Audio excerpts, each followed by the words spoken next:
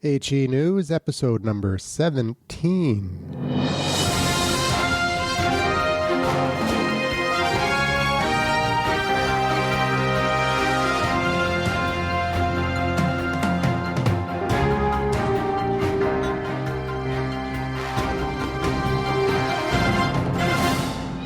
And welcome back, everybody, to another episode of Health Empowerment News with CROFT WOODRUFF. Today, we're going to take a good look at the Snake Oil Dietary Supplement Chart.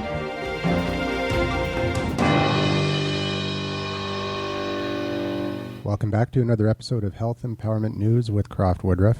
We're here in our Vancouver studio. My name is Andrew McGivern. How are you doing this morning, Croft? Very well, thank you, Andrew. It's good to be with you again.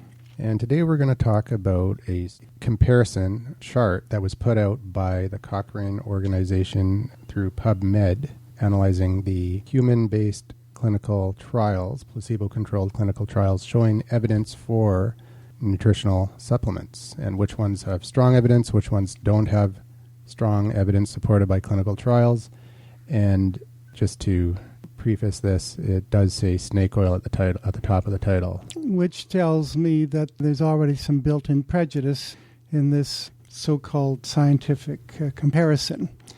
We'll also talk about natural health resources that CROFT likes, the different newsletters that are available, and online resources as well. Well, first of all, Andrew, let's talk about this dietary supplement chart. And right at the top, of course, they have folic acid as worth the bother, and I would think so because folic acid is absolutely essential in terms of preventing birth defects, certainly among humans, and I would imagine that it probably affects other critters as well. They mention green tea. Well, that's all very well and good. They mention omega-3, which, of course, are your essential fatty acids, usually available from some or vegetable oils, and particularly fish oils. And they mentioned St. John's wort, which of course is a herb, and has shown some evidence of being valuable as an antidepressant. And of course, they're admitting to the fact that vitamin D is absolutely essential and obviously not snake oil. Vitamin D, of course, is a vitamin that you can synthesize yourself because of the oil on your skin interacts with the ultraviolet B rays of the sun, and they are altered into a form of vitamin D that the body uses for many, many functions, essential for bone building. But now they're finding out it's important as an anti-cancer factor as well, protecting you against bowel cancer, colon cancer, skin cancer, and I'm sure you can fill in the gaps, Andrew. I can't remember everything this morning, but that's fine, and that's well and good. And they mentioned the fish oils, which, of course, are a source of omega-3 essential fatty acids. And they mentioned cranberry, and, of course, there is evidence to show that cranberry is good for urinary health. But we get lower down on the list, and, well, what do you see? They're writing off vitamin C as it's below the worth it line. And they're writing off aloe vera, and right down at the very bottom of the list, vitamin E and vitamin A. Well, let's talk about vitamin C. Now, I presume this is supposed to be, these were tested with double-blind lab crossover studies, And first of all, vitamin C is a vitamin that human beings do not synthesize. In fact, humans, as well as the primates, that means the gorillas, the chimpanzees, the orangutans, and the lesser apes, they do not make vitamin C in their liver. It's a byproduct of liver function in most creatures. And obviously it must be very important that it is a byproduct of liver function. For some reason or another, man and the primates, as well as the species of fruit-eating bat and the guinea pig, a species of fish, for some reason or another in the depths of antiquity, lost the ability to make vitamin C as a byproduct of liver function. And so we as human beings require food sources to get vitamin C. That is until man started fooling around with chemistry and found that we could make vitamin C in the laboratory and make a supplement. But the point is this, to say that vitamin C is worthless when you can't make it yourself and you depend on dietary sources or supplemental sources, it's got to be the most absurd indictment of vitamin C I've ever heard in my life, to say that it is worthless. Yeah, it is positioned below the worth it line. Exactly. But if you look on the left-hand side where it shows the level of evidence, it's in the conflicting category. Yeah, which means that there must be some evidence showing that it works and some evidence showing that it doesn't. Yeah, well, of course, they're ignoring the work of people like Albert Szent-Györgyi, who first chemically isolated and identified vitamin C from Hungarian peppers, paprika, and of course the work of physicians like Frederick H. Klenner of Reidsville, North Carolina, and of course Linus Pauling became a great advocate. But not only that, we have the work of the founder and head of the Department of Oral Medicine at the University of Alabama Medical School in Birmingham. He and his colleagues worked with medical and dental students with using vitamin C to establish just how valuable it really is. And that would be Dr. Emanuel Taraskin. Dr. Taraskin was a unique physician-scientist. He held both a doctor's degree, he was a medical doctor, as well as a degree in dental surgery. So he was both a physician as well as a dentist. And he headed up the Department of Oral Medicine at University of Alabama School of Medicine in Birmingham. And he, his colleague Marshall Ringsdorf, they used medical and dental students as guinea pigs. And they were able to establish vitamin C as a powerful healing factor, that, in fact, there was no limit to the amount of vitamin C that you could take, and the healing of a wound or an injury would be just accelerated. Absolutely unbelievable. And these were carried out and published. And this kind of work is better than the type of double-blind crossover study that this PubMed organization is talking about. But in any case, Dr. Taraskin, they not only worked with vitamin C, but they worked with other vitamins and minerals in terms of their healing factor, their importance in terms of maintaining health and prevention against disease. So with regard to vitamin C, to say that it's below the worth it line is absolutely unbelievable that anybody who was responsible for this pamphlet would come up with such a thing. We know that the more vitamin C people take, the less apt they are to be susceptible to sickness. We can see the work of Dr. Frederick H. Klenner of Reidsville of the Carolinas. Can't remember if it's north or south now, but you'll have to forgive me.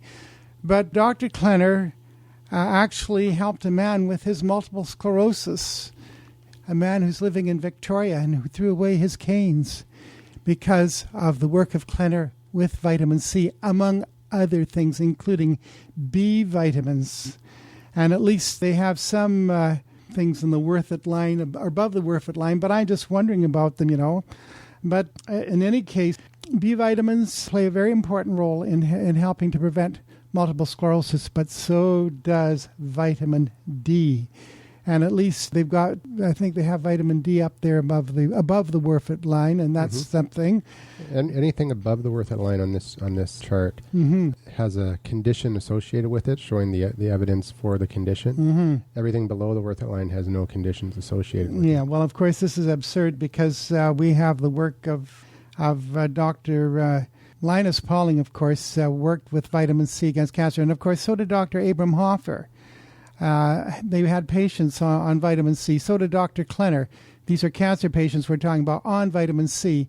And it's not only it's not only these doctors. It's doctors like Jonathan V. Wright of the Tahoma Clinic in Renton, or no, I guess it's between Seattle and Tacoma now, in Washington State. And he's got quite a clinic and several physicians working with him and using vitamin C, not only orally, but also intravenously.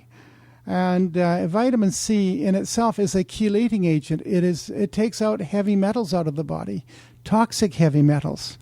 And this is one reason why vitamin C has a big role to play in terms of dealing with cancer, because some minerals promote cancer, and some minerals promote heart disease. Heart disease. They also promote mental disease and memory loss, and vitamin C plays a big role in these areas. And these have been thoroughly demonstrated by medical doctors in the field. But not just medical doctors, like we've mentioned Dr. Klenner and Dr. Wright, Dr. Hoffer, but we have doctors here in British Columbia who have worked with vitamin C. These doctors have worked with chelation therapy. They've used vitamin C, not only recommending it or prescribing it orally for their patients, but also to administer it orally. I have witnessed people suffering from mononucleosis, a viral disease, which can really lay you low. And after 4 intravenous feeds of vitamin C, and you'd be looking at several grams per IV over a 3 or 4 hour period, or even shorter, depending on how the protocol is set up. And within 4 treatments, you would never know that in this case, some shirt-tail relatives, some young fellows around 18 or 19 years of age, no more mononucleosis, and they are as healthy as all get out. I've seen the colds knocked out within a matter of 24 hours with just oral doses of vitamin C in the range of about 10 to 15 or 20 grams in divided doses throughout the day. So for them to say that vitamin C is below the worth it line is absolutely absurd, and particularly when we're dealing with people who have to get their vitamin C from dietary sources or else by supplementing. And I would say that anybody that makes these kind of statements to suggest, in this case, vitamin C is below the worth it line, I would question their science. I would certainly question their competence as a scientist, and just wonder what are their prejudices and what are their connections. Anybody listening to this show on iTunes or another website other than foodsornotdrugs.com, if you go to foodsornotdrugs.com and click on the link for this episode, I'll have this chart available. As you're listening, you can take a look at the chart and see what we're talking about. You mentioned the B vitamins in Dr. Hoffer's work. Yes. If you look in the same category here in the conflicting evidence category, right around the vitamin C bubble, there is vitamin B12, B6, vitamin B3, vitamin B12, B1, B7, B8. Okay, let's talk about... The only B vitamin that's actually in the above the worth it line is folic acid. Well, which shows you how ignorant this really is. I hate to use the word, but I guess this joker who put this together never heard of pernicious anemia, vitamin B12 deficiency. And I guess they're not familiar with the work of a whole slew of physicians headed by the great Canadian psychiatrist and medical doctor and biochemist, Dr. Abram Hoffer, and his work with the B vitamins against mental illness, and specifically niacin against schizophrenia. I mean, how incompetent can you be not to be aware of these scientists and their great work? Let's talk about the importance of vitamin B6 for women when it comes to premenstrual stress syndrome. And vitamin B6 plays a very important role there, pyridoxine hydrochloride. In fact, the B vitamins are very important for women in terms to protect against breast cancer, and that also goes for men and prostate cancer. So I'm telling you, I would say that he can talk about his worth it line and his non-worth it line, and right off the bat, the author of this business has already discredited themselves because they've shown their ignorance about the essentiality of vitamins like, first of all, vitamin C. Without it, you get scurvy. But without it, you are more susceptible to viral infection. It is a potent antiviral agent. That's why it can work so quickly against viral disease by IV. And it has also reversed and halted and reversed cancers and shrunk them just through intravenous feed. And I've witnessed that myself right here in Vancouver, British Columbia. And so any physician that would not consider giving a patient an IV of vitamin C when we're talking about serious metabolic diseases like cancer. It's absolutely ridiculous. How about saw palmetto? Saw palmetto, this has been known as it's a herbal, but it is shown to be very helpful for prostate health. Mm-hmm. And of course, having worked as a nutrition counselor, I have witnessed men shrink their prostate gland just by following the advice of taking a saw palmetto extract of some reputable Canadian brand, and it just blows the mind away. It's effective against benign prostate hyperplasia? That is correct. But so is vitamin D, by the way. Do you remember that study a couple of years ago where the results of the study had all the papers around the world saying saw palmetto does not work? Yeah. And you looked at the notes in the study, and in the notes they said that the results may have been this way because we used inactivated saw palmetto. Exactly. And that's the other thing. But the notes don't get the headline. No, that's it exactly. And this is a sort of scientific, well, it isn't science, it's something else. But this is a kind of incompetence that is out there in the so-called medical and scientific world. Here's another one on the list. It's just below saw palmetto. Resveratrol. Yes, and this is a member of the bioflavonoid type family. It's generally found in fruit and vegetables, where you will also find vitamin C. So it is a vitamin C cofactor, and probably with vitamin C, it might even have a greater biological activity than it would on its own. And this has already been established with the bioflavonoids. And now we also have they're knocking aloe vera. It's a powerful healing agent, the gel, applied topically or taken orally for ulcerated stomach and other problems relative to stomach ulcers and bowel ulcers. And topically, it's a healing agent. Aloe vera gel is terrific. This is known in the tropics and in the areas where aloe is a part of the scenery, and the native people through centuries of herbal lore have learned to use this plant very effectively. It's just unbelievable. How about echinacea? Oh, there's another example. This is another plant extract that usually is found where vitamin C is found. And so it's going to be a cofactor, and you have this synergistic effect. And what a difference that makes. We know that vitamin C, for instance, is just straight ascorbic acid, has bioactivity, and it will work. But you can take it as sodium ascorbate or calcium ascorbate and find it perhaps even more effective if you get it in the form of ascorbyl palmitate, which is an ointment, oil-soluble form of vitamin C, powerful healing agent to put topically on the skin abrasions and burns. So, it just amazes me. Another one that stands out to me is 5-HTP. Yes, and of course this is the form of tryptophan, if I recall correctly. 5-hydroxytryptophan. Yeah, and of course that is an amino acid, and these are the building blocks of protein. And when we're short of these, we can suffer serious metabolic disease for a lack of these particular things. And of course, prostate health relies on number 5-HTP. Or how about just L-tryptophan?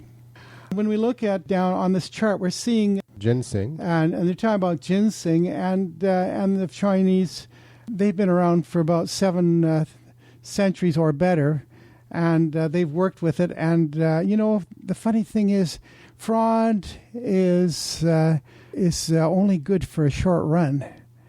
And if ginseng is a suspect or fraudulent, as the authors of this dietary supplement chart would have us believe, then somebody's off the mark, because the Chinese would know for sure. And they have quite a herbal armamentarium that goes back many, many centuries, not just 7 centuries, but maybe more like about 10 centuries of civilization. How about milk thistle? And milk thistle is another healing factor. And we can go. As far as I know, there is scientific evidence that it does support the liver. Yes, and now I have to laugh here. Yes, it does. It's a powerful healing agent for the liver, as is vitamin C, and is minerals like zinc and copper. These are needed. These minerals are enzyme activators. That's why they are important, because sometimes you need something that triggers an enzyme to work.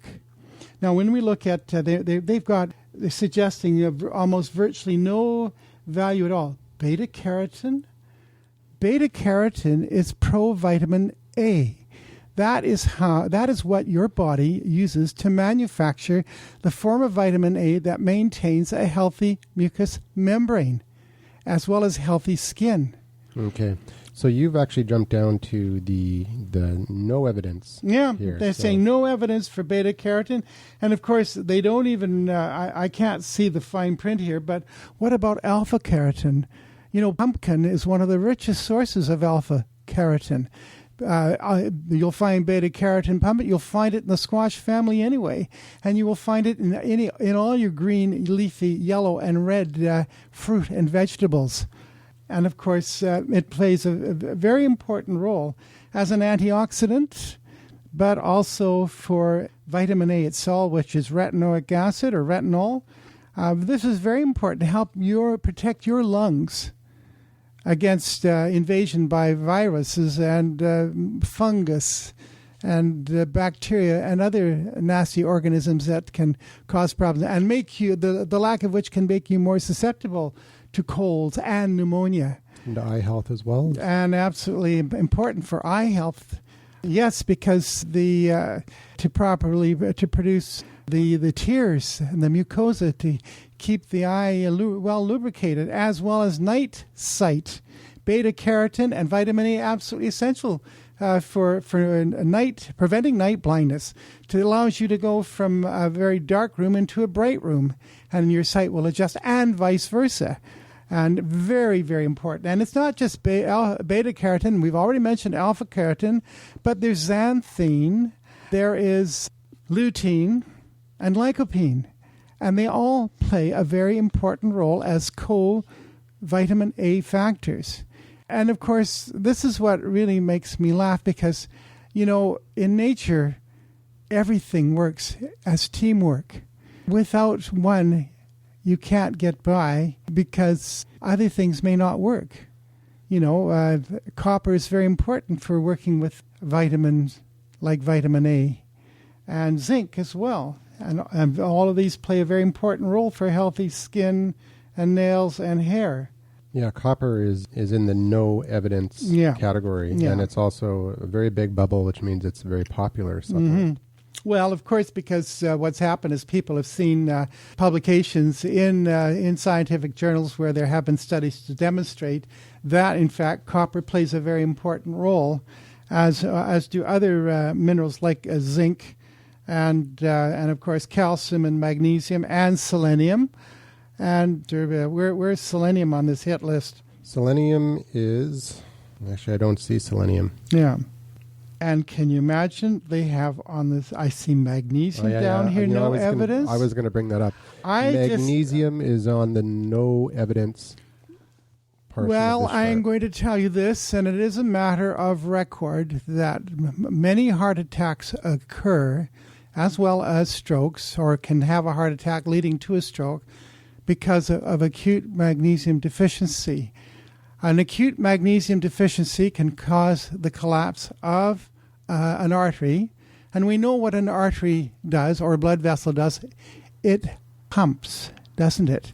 It works with the heart to help the heart move the blood through the arteries, the blood vessels, as well as the veins. But it's the arteries that do the pulsing. And without magnesium, the artery can collapse and cause a blood clot to form. And that, in turn, can move along and create either a heart attack or a stroke. So I would say, based on this so-called chart, this is not worth the paper it is printed on. The authors of this are a menace to society, as far as I'm concerned. They are a threat to your health if you follow what they have to say. What about iodine? Iodine is in the conflicting evidence. Yeah, what do they think the thyroid is all about? I mean, there's been plenty of work done by competent researchers into thyroid function, how important iodine is, and the type of iodine. And it just boggles my mind the very fact that they've got B12 and vitamin C below the conflicting level, as well as your carotens, your vitamin A. Now, I presume we're talking about vitamin A from fish liver oil. I wonder why the liver makes it, and we can benefit from supplementing, especially if a person has trouble with liver function because of errors of smoking, which can compromise the liver and can take away its ability to do very important things for physical health. It's just unbelievable that they would have such a thing. And, of course, vitamin E, totally ignoring the work of the Shoot brothers. Vitamin E is a healing agent. And vitamin E is so vital for heart function. It prevents blood clots from forming. So it can actually pinch hit in a case of a magnesium deficiency. But who wants to be deficient of magnesium? Magnesium is a very important muscle relaxant. It helps you to relax after strenuous exercise. But vitamin E is actually a blood thinner. So people who are on blood thinners should think twice about it and look to vitamin E. And by the way, what did he test on? What did these people test? Was it natural vitamin E, D-alpha tocopherol, or was it DL-alpha tocopherol? There's a real difference because the studies have been done. They have been done by various scientists, too numerous to mention here, but in fact, vitamin E as D-alpha tocopherol is a natural blood thinner. It prevents the blood from clotting. The most bioactive form is D-alpha tocopherol, but there's also beta, delta, and gamma tocopherol. And there are mixed other, what they call tocotrienols, other forms. But the most important of all is D-alpha tocopherol. It is a powerful antioxidant. It can be used topically as a healing agent for burns and abrasions, and of course, if it's taken orally, it goes directly into the bloodstream. It will dissolve blood clots as well as prevent them from forming. It will heal internal ulcers, and in addition to that, it is important for the brain because it opens up the blood vessels to circulation, the blood vessels and arteries. Very, very important. And vitamin E, you get more mileage out of selenium. I'm surprised they don't. Where's the selenium on this chart anyways? The printing on the green bubbles don't stand out too well, so I can't see what's what here. The bottom line is selenium gets you more mileage out of vitamin E, vitamin C, the carotenoids, that's your alpha, beta, keratin, as well as your xanthine, lutein, and lycopene keratins, because these are all antioxidants, and they are oxidized when they come up against oxidation or oxidative stress. But if selenium is present, they are reactivated. Selenium is on the very top of the list, right by vitamin D. No kidding. But it's very small, isn't it? The small means that it is just the popularity of the supplement itself. Yeah. But selenium is listed as chemo relief. Chemo relief? That's where they're saying the evidence is based. Chemo relief. Well, I've seen studies where blood levels of selenium were in up to the milligrams. When we're talking about selenium in 200 microgram potencies. And these cancer patients were given selenium in dosages that brought their blood levels of selenium in the area of as much as 7 milligrams. And that's when the tumors started to shrink and disappear. And furthermore, when it comes to selenium toxicity, the only case that I'm aware of goes back to somewhere in the 1970s, reported in the Journal of the American Medical Association. And pharmacy was producing their own, manufacturing their own supplements, and the pharmacist or the biochemist in formulating the selenium made an error in calculation of 1,000-fold. So instead of producing 150 micrograms of selenium, he was producing 150 milligrams of selenium. But even then, the person who manifested symptoms of selenium poisoning, it took them 3 months of 150 milligrams of selenium a day to manifest poisoning, and all that was necessary for them to do was stop taking the selenium, and it reversed, and of course the symptoms subsided. One thing that would actually activate to the symptoms of selenium poisoning is vitamin E or vitamin C, because these are in themselves antioxidants and lessen the need for selenium.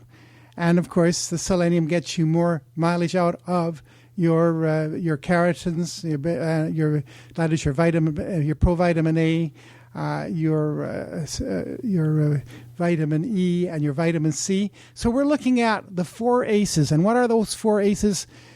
Vitamin A, vitamin C, vitamin E, and selenium. And if those are fundamental parts of your dietary regimen, you cannot go wrong.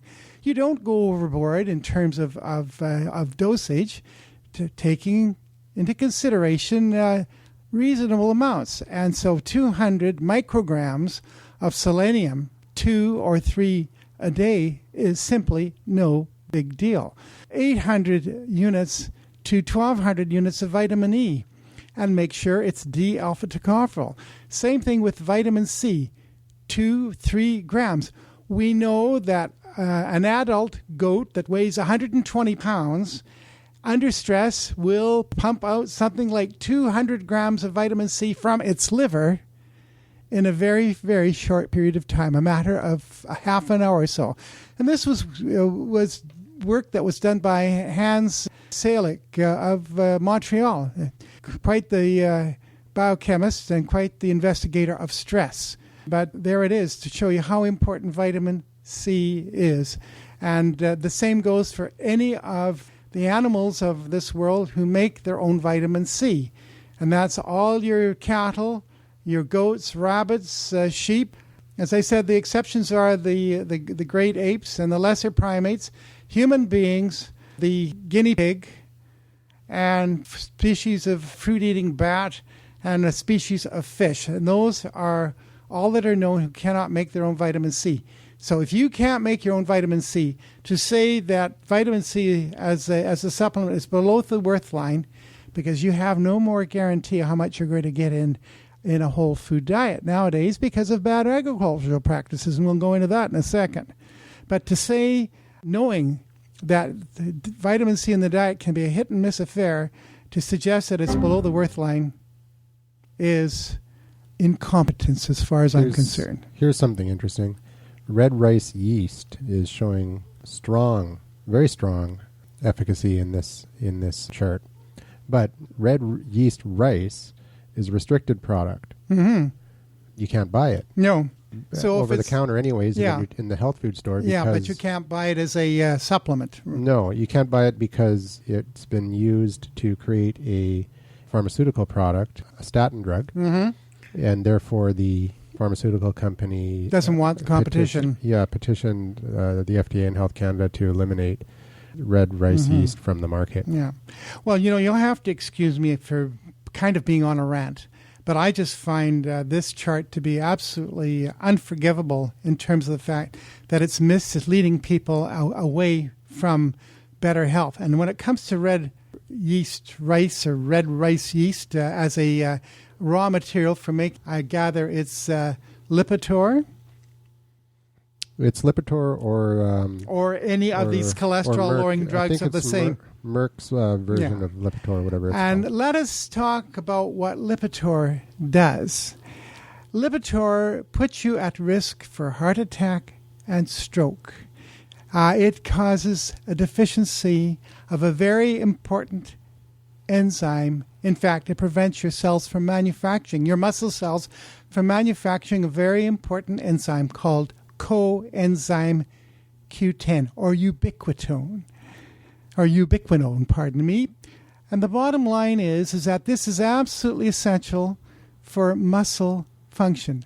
And what is your heart? The most vital muscle in your body, because if that muscle isn't working, you're dead. And if it happens to seize up for a lack of coenzyme Q10, then you're going to get a stroke and you're going to be dead or incapacitated or turned into a vegetable. If it causes muscle weakness, that is a ubiquinone deficiency, a CoQ10 deficiency, that means a susceptibility to falling and maybe breaking bones. This is what you can expect from this so-called cholesterol-lowering drug.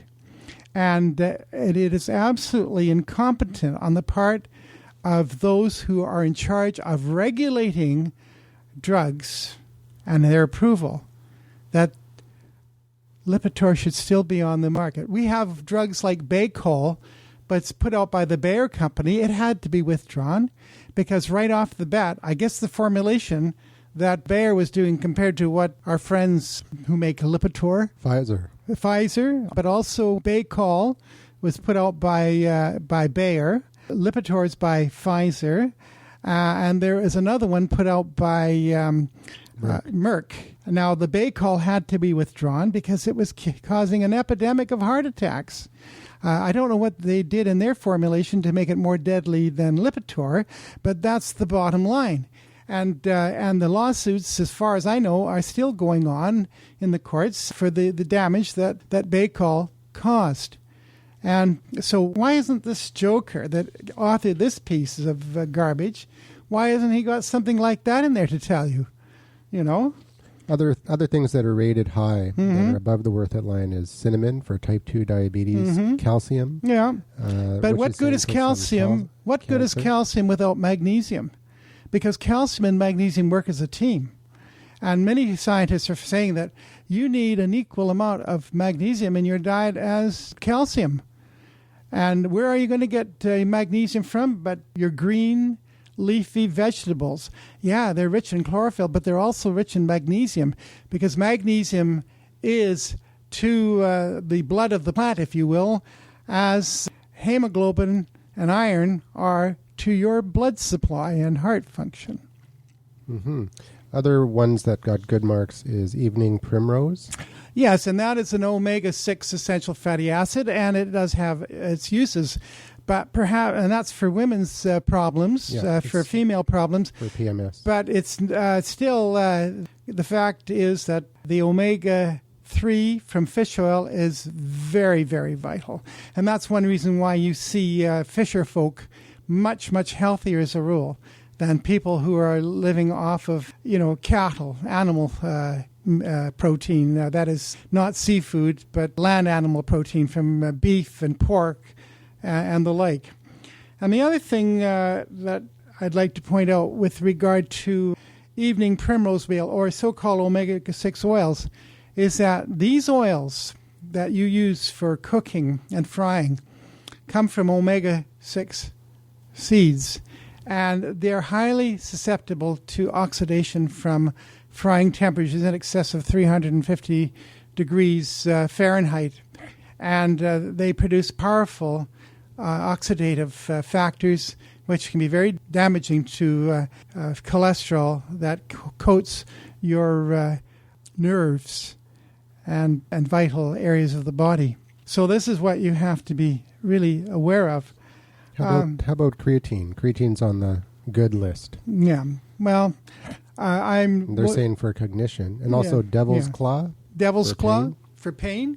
Yeah, well, that's fine. It has an analgesic effect, but then so does opium, and we know where that stands in the scheme of things when it comes to food and drug regulation.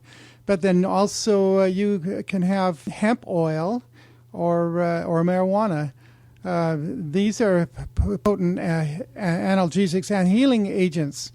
And, of course, when you talk to people who work in the field of mental health, they recognize that even cocaine has certain therapeutic uses, but long recognized, of course, by the Koji Indians of Colombia. And then this is another thing that irks me as a person interested in the field of natural nutrition, is the fact that way back in the 1913 or thereabouts, there was an editorial in the Journal of the American Medical Association, written by, I guess, the editor-in-chief of the day. And he said, in effect, that the last thing that any physicians of the day, and we're talking medical doctors, would want to do is to give up and lose from their armamentarium, which is, I guess, the quote, the phrase that he used, is the opiates, and because they are the most effective analgesics known. Mm-hmm. Of course, the side effects from opium is constipation, and of course, you have to deal with that. We talked about actually this before the show. It's interesting that reishi is listed in the good category for good evidence supporting its immune system. Enhancing effect, yeah. Yeah. So it's interesting that reishi is in there. What do you think? Does reishi have more scientific evidence than vitamin C? I would say it has an awful lot less than vitamin C. I mean, with reishi, these are the mushrooms from the plum tree, if I recall correctly, and the stump mushrooms. And of course, they go back centuries in Chinese herbal lore, so they have a track record. But certainly, since the 1930s, when vitamin C was first chemically identified and isolated, it has a track record as well.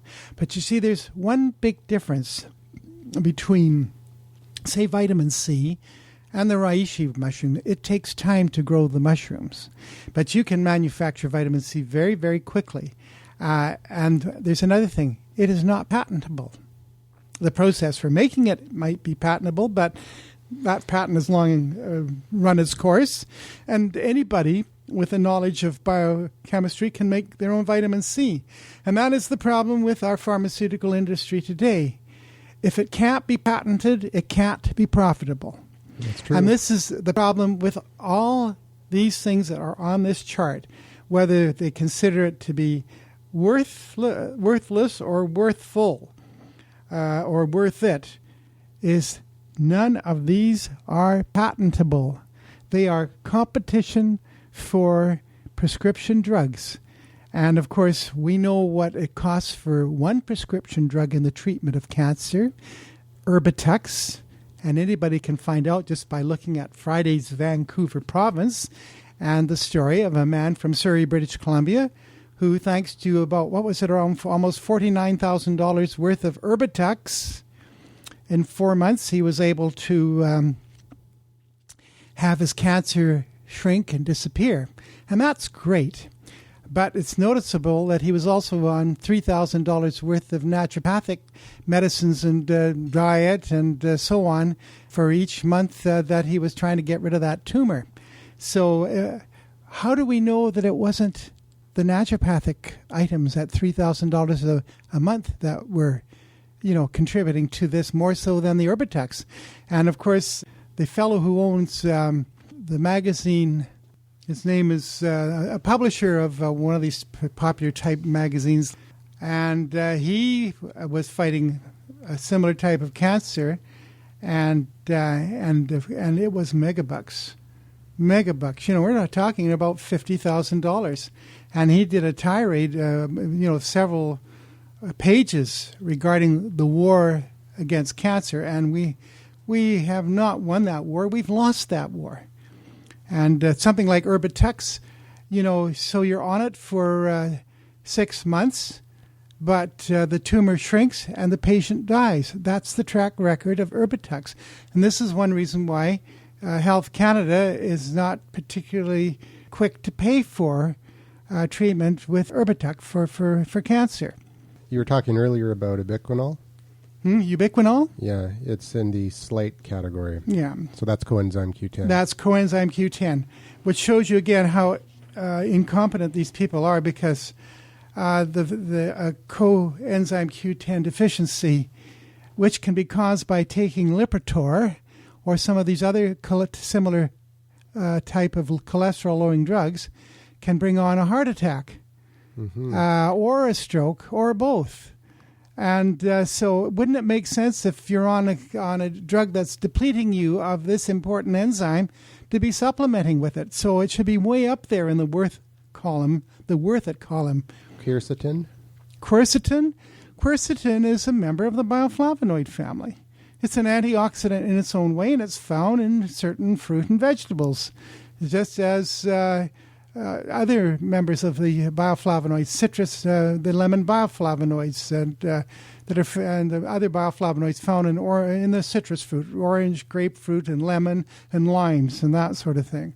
How about MSM, chondroitin?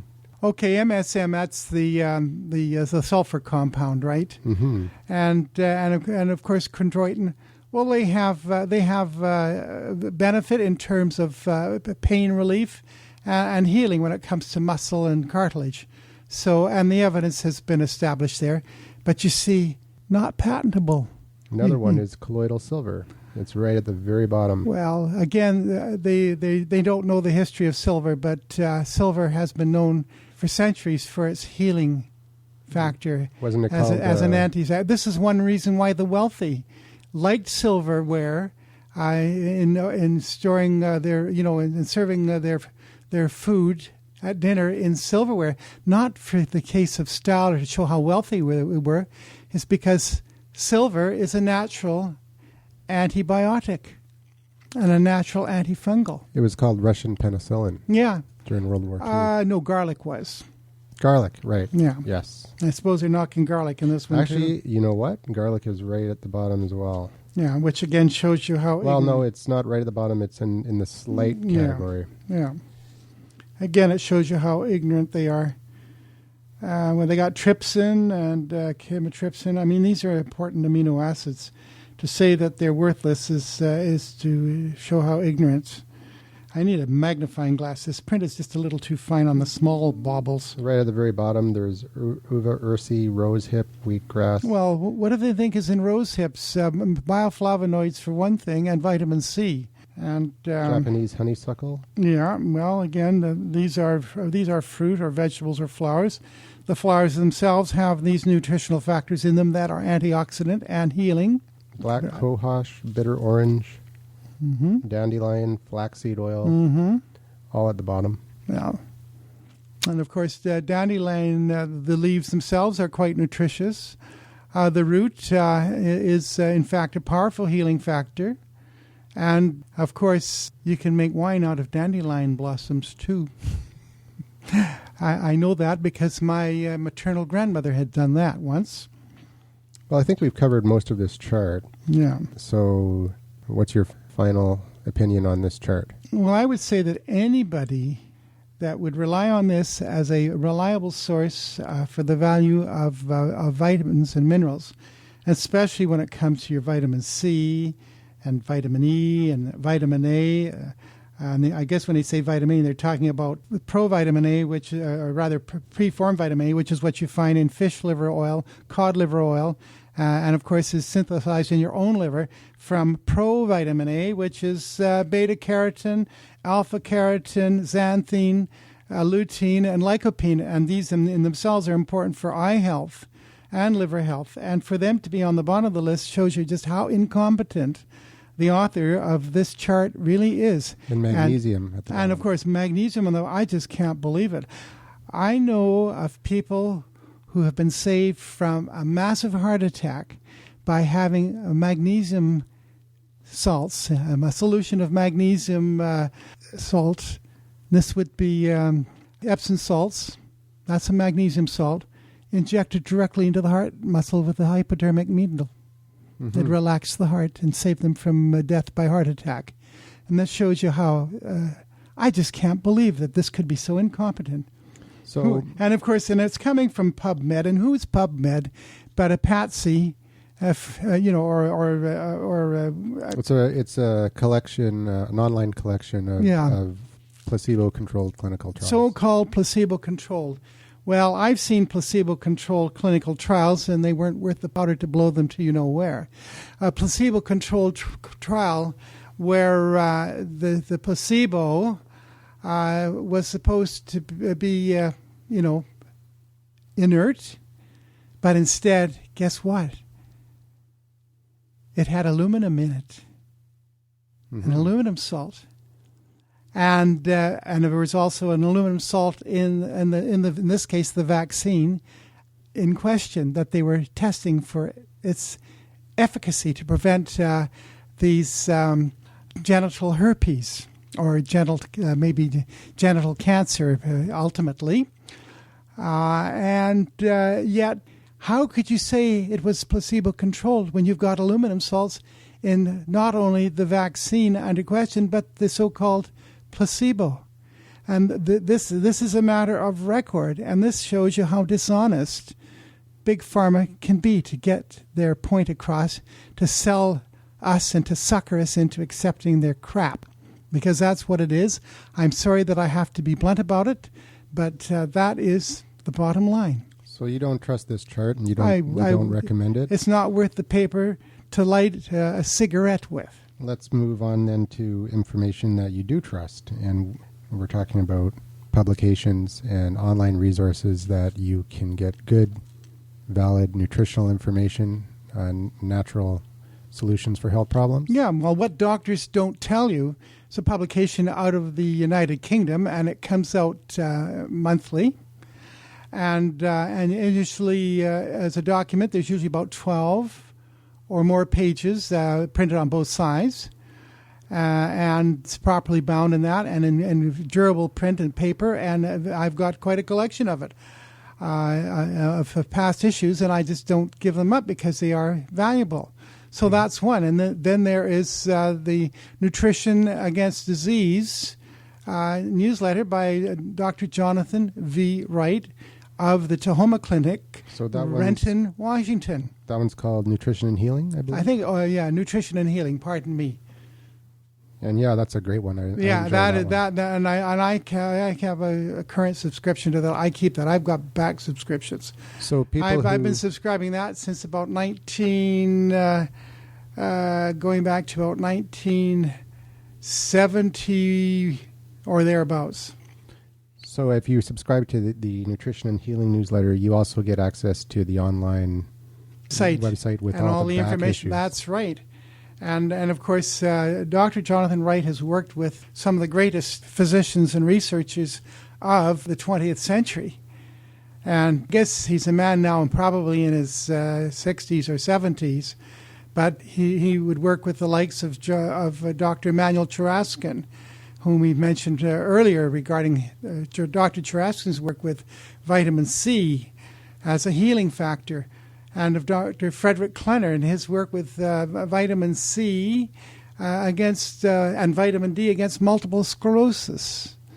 And of course, we're looking at vitamin C and vitamin D against Parkinson's disease, And you'll find all kinds of valuable information and leads that can help you to get back on the road to good health.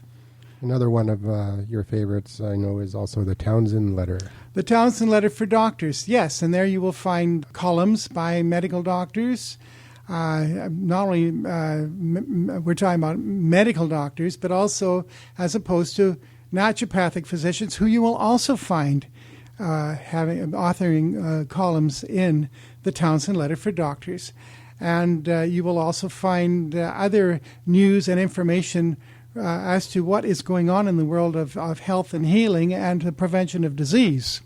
It's a great publication. I subscribe to it. And it's how many pages? I forget. Oh, it's a big, thick one. Yeah, it's loaded with information. Yeah. And the other thing, too, is actually they changed their name. It used to be the Townsend Letter for Doctors and Patients. I know, and that's the second time they changed the name, because it used to be just the Townsend Letter for Doctors, and then they said, well, Doctors and Patients. No, it's just the Townsend Letter? That's the Townsend Letter, Examiner of the Medical Alternatives. Okay, the Townsend Letter, Examiner of Medical Alternatives. Perfect.